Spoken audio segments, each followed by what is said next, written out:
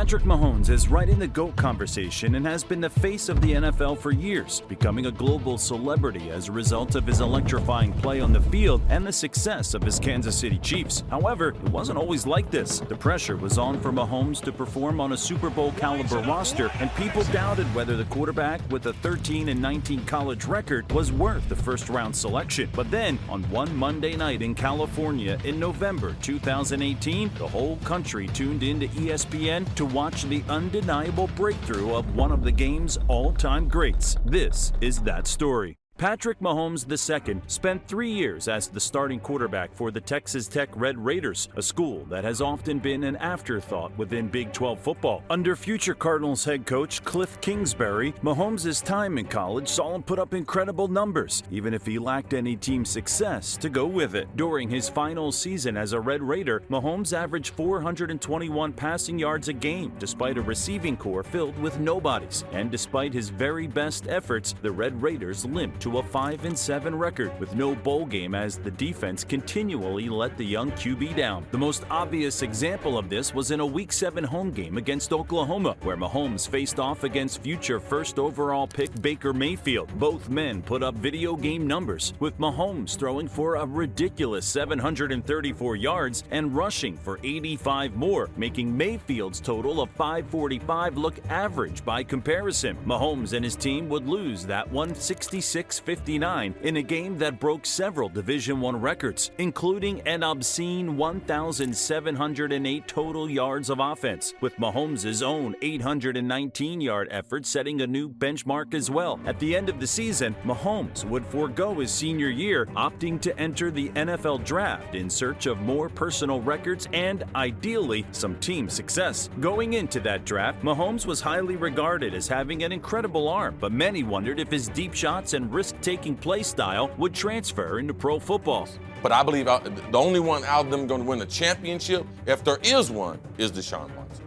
I concur with everything you just said. Mahomes was taken before Deshaun Watson, but he was the second quarterback taken in the draft, below the much more talented Mitch Trubisky, in a decision that Chicago Bears fans have been cursing ever since. The team that chose Mahomes in the first round would be the Chiefs, who traded up with the Bills to pick their new quarterback at number 10 in the draft. This move surprised many, as KC was a perennial playoff team that already had a solid veteran quarterback in Alex Smith. Surely they would be better placed giving Alex Smith another offensive weapon to help put them over the top. But Andy Reid knew what he saw, as did anyone who watched him in college. And after another good Chiefs season ended in a disappointing playoff loss, this time blowing a 21-3 lead to the Tennessee Titans at home, Reid decided it was time to promote Mahomes to the starting job in his second year in the league. Smith was shipped off to Washington for cornerback Kendall Fuller and a third-rounder, and Mahomes was given free reign of this offense. And we were all about to witness something special. Assisted by the likes of Tyreek Hill, Travis Kelce, and Kareem Hunt, Mahomes got to work establishing himself as the league's premier passer, continuing the red-hot form he'd shown in college. The Chiefs began 5-0, with Mahomes throwing 14 TDs and just 2 picks, averaging over 300 yards a game and justifying his position as a starter straight away. In Week 6, the Chiefs suffered a tough 43-40 loss in New England to Bill Belichick and fellow GOAT contender Tom Brady, in which Mahomes had another great performance despite the loss, tossing 4 TDs and 352 yards before losing on a last-second field goal. But the team took that in stride and rattled off another 4 comprehensive wins, with Mahomes continuing to showcase MVP form and taking the Chiefs to 9-1 on the season. Their next opponents, another 9-1 team in the shape of the LA Rams. This Rams-Chiefs clash is the absolute stuff of legend. It's up there with the very best showcases of offensive football you will ever see in your life, as Mahomes and Jared Goff tear it up for 60 minutes straight, treating anyone watching ESPN that night to something that they will never forget. The Rams' offense was also flying high going into this one, with their only loss coming 2 weeks prior at the hands of the New Orleans Saints. The Rams had put up at least 29 points in all but one game up to that point, and as a result, Vegas set the NFL's highest ever over-under for this one at 63.5 total points, and both teams teams combined to shatter that into pieces, putting up 105 points on the day, the third highest scoring game in league history. Let's go through it. The Rams set the pace early, putting together an impressive drive on the opening kickoff.